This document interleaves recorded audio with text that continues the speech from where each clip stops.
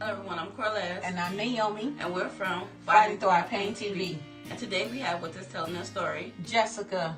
So please watch as she tells her story on her fight with sickle cell disease. Thank you for watching.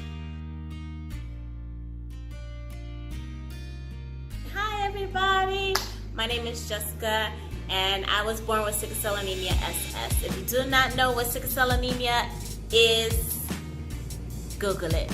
No, I'm kidding.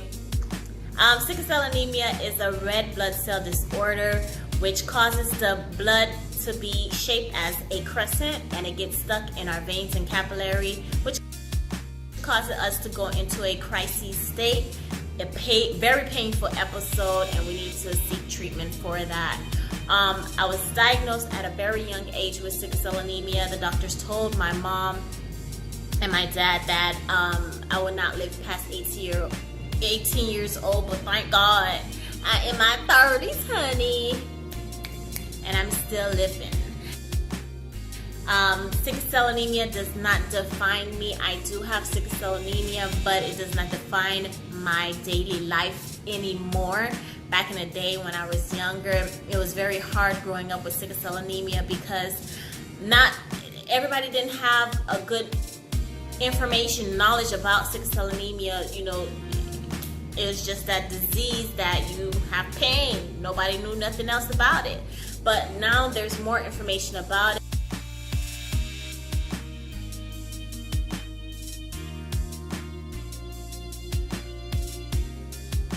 Here's my story.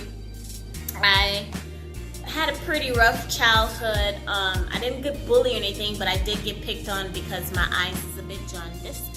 I don't know if you can see it now, but it's not white. It's not pearly white like my teeth, but it is yellow. And the reason why it is yellow is because my blood is breaking down too quickly for my body to clear it out. So my eyes is jaundiced. No, I'm not contagious. Back in the day, they had everything for me. I was glow in the dark. I was green eyes and ham. You know, I got it all. And I can say that really toughened me out. Even today, when I go into like the stores or I try to pay for something, people would slide the money on the table, or they would put the money in my hand like this. Like, I mean, they don't have any knowledge, so I can't fault them for that, but it's very annoying, and it's something that is beyond my control. So I just want everybody to know that you can have jaundiced eyes with sickle cell anemia. It's not contagious, okay?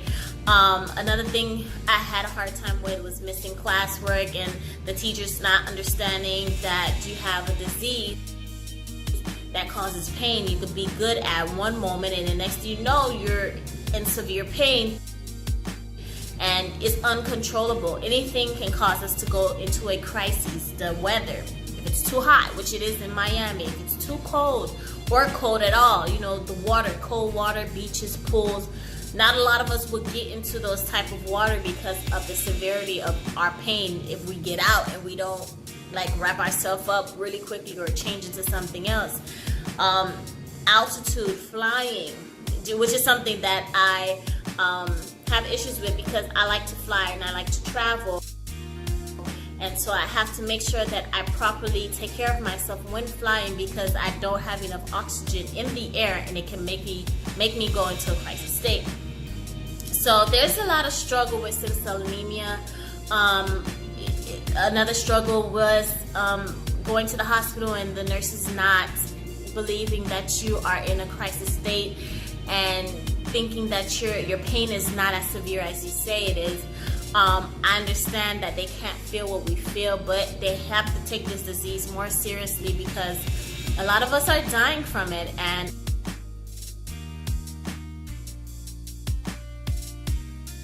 if we just do simple steps to help treat us properly, then we won't be, we won't die from it as often as we are now.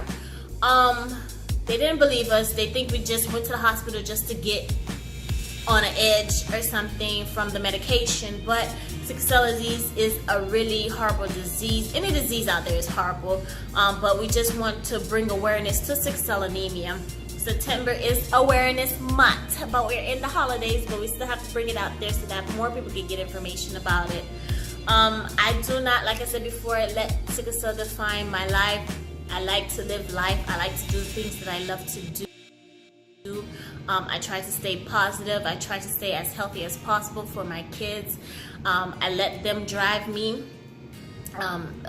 so that I can live for them. I want to see their children's children, you know, and I don't want to be in that statistic that we're only going to live past 18 or 40 something or 60 something, you know.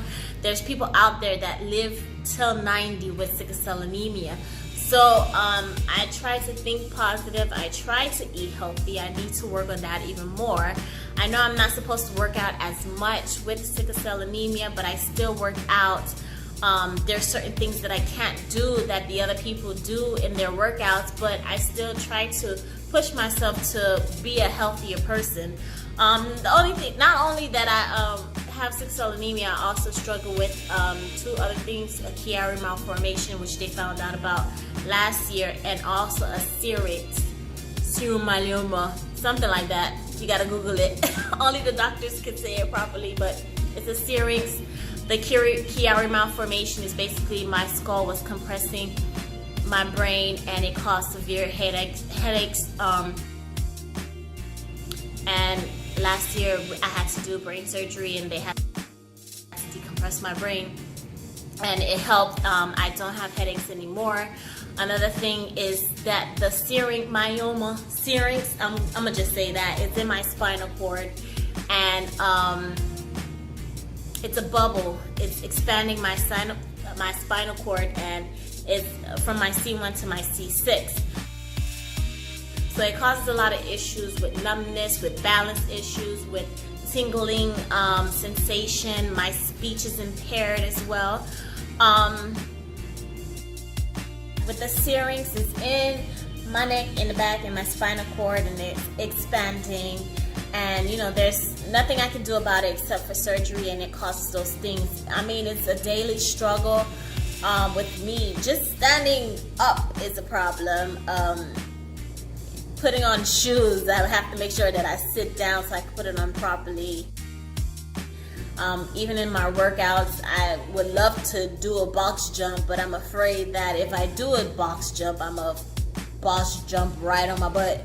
So everything is hard, it's difficult, and my speech as well. Sometimes I stutter a lot, or sometimes I say the improper words. So there's a lot of testings going on for me, MRIs, CTs, and neurologists, and the neurosurgeon, and you know, a lot of doctor's appointment that I have to go to. Not only I have to do all of that, I still have to be a mom and a person and somebody who works and all of that good stuff. So